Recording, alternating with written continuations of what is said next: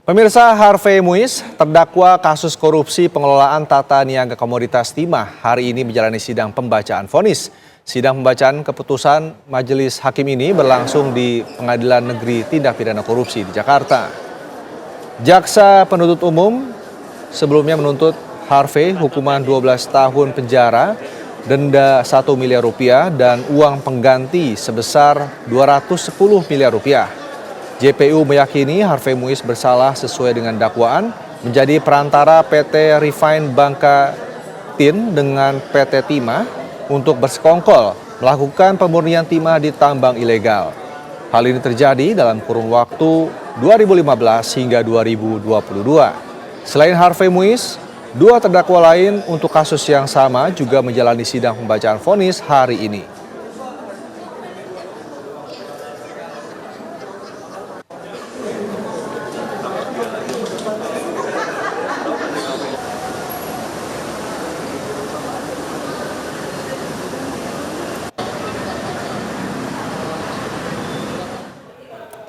Lalu bagaimana jalannya sidang pembacaan vonis terdakwa Harvey Muiz untuk kasus korupsi pengelolaan tata niaga komoditas timah?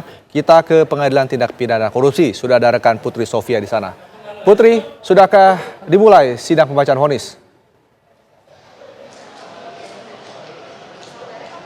Ya, sudah memasuki babak akhir dalam lingkaran kasus korupsi pengelolaan tata niaga komoditas timah. Hari ini, Majelis Hakim dari Pengadilan Negeri Tipikor Jakarta Pusat akan menggelar sidang pembacaan vonis bagi terdakwa Harvey Muiz dalam kasus tersebut.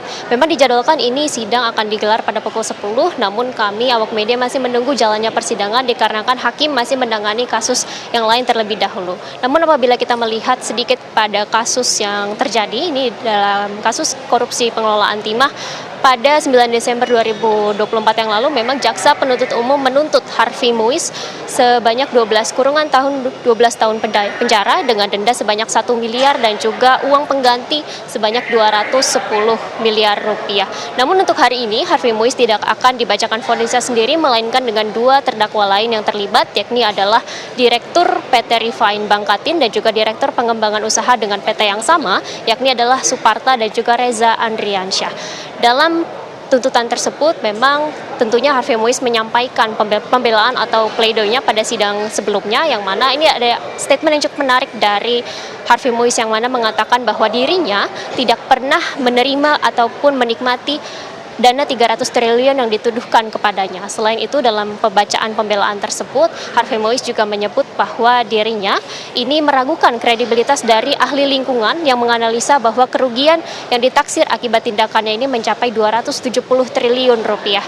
Namun dari pembelaan tersebut tentunya jaksa penuntut umum menyampaikan tanggapannya, ini menilai bahwa pembelaan dari Harvey Muiz dan juga terdakwa lain ini minim alat bukti, sehingga hanya mengandalkan saksi ada charge saja ataupun saksi yang meringankan dari pembelaan-pembelaan yang dibacakan pada sidang terdahulu.